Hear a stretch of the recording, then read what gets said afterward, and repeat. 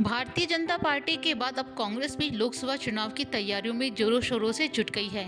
कांग्रेस ने लोकतंत्र बचाओ अभियान की शुरुआत श्री गंगानगर जिले से की है। इसे लेकर कांग्रेस प्रदेश अध्यक्ष गोविंद सिंह डोटासरा, राजस्थान प्रभारी सुखजिंदर सिंह रंधावा और नेता प्रतिपक्ष टीकाराम जूली विशेष रूप से गंगानगर पहुंचे हैं। तीनों नेताओं ने भारतीय जनता पार्टी पर जमकर निशाने साधे।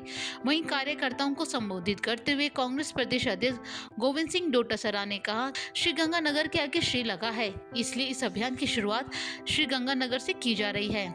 उन्होंने कहा कि गंगानगर के लोग जिस कार्य के पीछे पड़ जाते हैं उसे पूरा करके ही दम लेते हैं। इसके साथ ही नेता प्रतिपक्ष टीकाराम जूली ने कहा कि लोकसभा चुनाव में कांग्रेस पार्टी प्रचंड बहुमत हासिल करेगी। उन्होंने कहा कि 2 महीने की सरकार में राजस्थान की जनता भारतीय जनता पार्टी की असलियत जान चुकी है। टीकाराम जूली ने कहा कि 100 दिन की कार्य योजना बनाने वाली भाजपा के 100 दिन पूरे होने वाले हैं, लेकिन कोई नया कार्य शुरू नहीं किया गया है।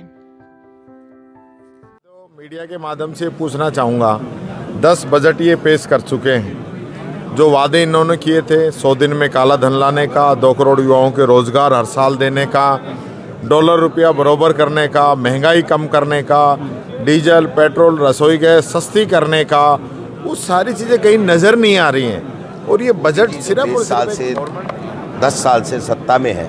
उन्होंने जो वादे लोगों से किए थे, जो महंगाई कम करने का वादा किया था, जो बेरोजगारों को रोज़गार देने का वादा किया था, उन्होंने किसानों की आमदनी बढ़ाने की बात की थी, महिलाओं के उत्थान की उन्होंने बात की थी, लोगों को रोज़गार देने की बात की थी, गरीबी हटाने की बात की थी, बिजली पानी सड़क चिकित्सा के बारे में बात की थी, विदेश नीति अच्छी करने की बात की थी। उन मुद्दों के ऊपर कोई बात नहीं है और 10 साल बाद में भी कोई उन मुद्दों के ऊपर चर्चा नहीं करके केवल और केवल तानाशाह सरकार और ईडी, इनकम टैक्स, सीबीआई, संविधान का उल्लंघन और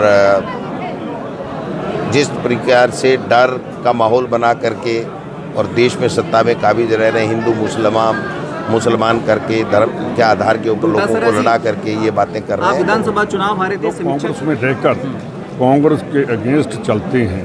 डोटासरा जी को जैसे उन्होंने प्रेसिडेंट बनाया है और बहुत क्लियर कट इंस्ट्रक्शन दी गई हैं कि जो कांग्रेस के साथ नहीं चलेगा वो कांग्रेस का मेंबर नहीं रहेगा।